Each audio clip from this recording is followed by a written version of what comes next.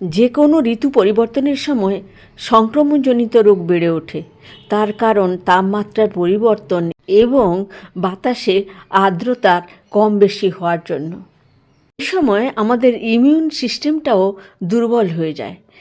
এই সময় আমাদের সুষম খাদ্য যেমন গ্রহণ করা উচিত, তেমনি বিশেষ কিছু খাদ্য অ্যান্টিমাইক্রোবিয়াল, অ্যান্টিব্যাকটেরিয়াল, অ্যান্টিফাঙ্গাল, অ্যান্টিভাইরাল, সেই খাদ্যগুলো মধ্যে অন্যতম হলো ভিটামিন সি যুক্ত খাবার, সাইট্রাস ফ্রুটস, এবং ভিটামিন ডি।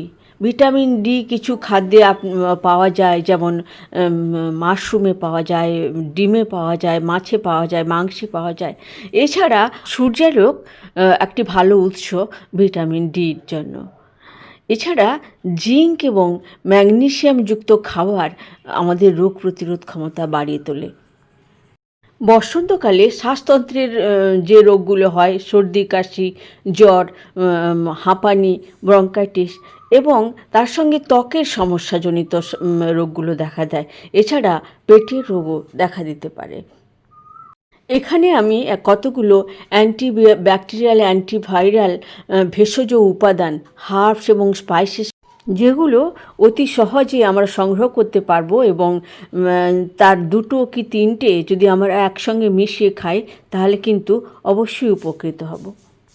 প্রথমেই বলবো গার্লিক বা রসুনের কথা।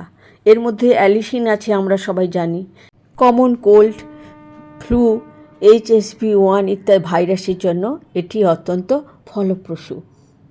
অরিগ্যানো বা অরিগ্যানো অয়েল, এতে থাকা কার্বাক্রল এবং অন্যান্য কম্পাউন্ডগুলো হার্পিস, রোটাভাইরাস এবং শ্বাসতন্ত্রের যে বিভিন্ন ভাইরাস, তার জন্য অত্যন্ত উপযোগী।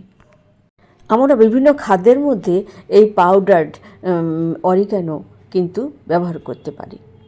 তুলসী পাতা বা হোলি বেসিল আমাদের ইমিউন সিস্টেমকে বুস্ট করে। অ্যান্টিভাইরাল, অ্যান্টিব্যাকটেরিয়াল প্রপার্টিযুক্ত ইনফ্লুয়েঞ্জা, সর্দি কাশি, হার্পিস, হেপাটাইটিস বির জন্য উপযুক্ত। আদা শ্বাসতন্ত্রের, বিশেষ করে সাইনোসাইটিসের জন্য এবং পেটের ইকোলাই ব্যাকটেরিয়ার জন্য অত্যন্ত ভালো। প্রতিদিন 1 থেকে 2 চামচ আদার রস এবং তুলসী পাতার রস খেলে খুব উপকৃত হবেন। লিকোরিস বা যষ্টি মধুর মধ্যে গ্লাইসিরিজিন থাকে, যেটি অ্যান্টিভাইরাল গুণযুক্ত। মৌরি বা ফেনেল সিড আমাদের রোগ প্রতিরোধ ক্ষমতা বাড়ায় এবং প্রদাহ নিরোধক। কাঁচা হলুদে রয়েছে অ্যান্টিভাইরাল প্রপার্টি। এছাড়া লবঙ্গ, দারচিনি, এগুলোর মধ্যেও রয়েছে অ্যান্টিব্যাকটেরিয়াল, অ্যান্টিভাইরাল প্রপার্টি।